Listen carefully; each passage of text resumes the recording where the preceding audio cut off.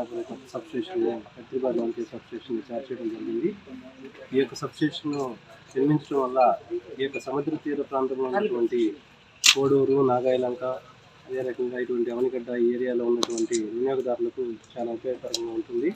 Interruptions లేకుండా నిరంతరాయంగా 40 పవర్తో supply ఇవ్వడానికి, అదే రకంగా ఈ ప్రాంత అభివృద్ధికి వ్యవసాయ పరంగా, అదే రకంగా వాణిజ్యపరంగా కూడా అభివృద్ధి జరగడానికి మెయిన్గా ఈ యొక్క కార్యక్రమం ఉపయోగపడుతుందని భావిస్తున్నాము. అదే రకంగా ఈ కార్యక్రమంలో గౌరవనీయులు ఎమ్మెల్యే గారు వారి యొక్క సువర్ణ హస్తాలతో ఈరోజు ప్రారంభించడం జరిగింది. వారికి ధన్యవాదాలు తెలియపరుస్తున్నాము.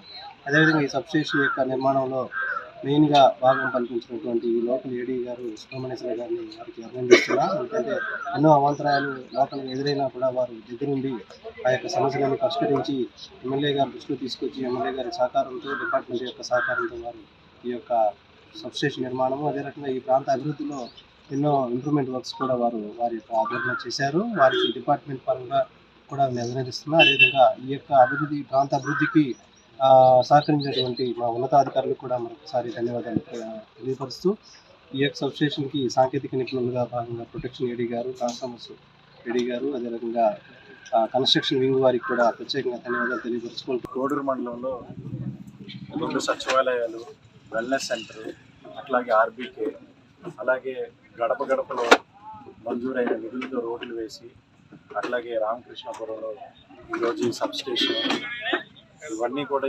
ఈరోజు ప్రారంభించడం జరుగుతుంది. ప్రతిపక్షాలు ఏదైతే జగనన్న ప్రభుత్వంలో అభివృద్ధి లేదని విమర్శిస్తున్నారో ఒకసారి మా కోడూరు మండలం వచ్చి ఈరోజు జగనన్న ప్రవేశపెట్టిన ఈ కార్యక్రమాలన్నీ ఎంత అద్భుతంగా జరుగుతున్నాయి, ఎట్లా జరుగుతున్నాయి ఒకసారి వచ్చి చూస్తే బాగుంటుందని చెప్తా ఉన్నాము. అట్లాగే ఈరోజు ఈ గ్రామంలో ఈ సబ్స్టేషన్ రావడం చాలా ఆనందం.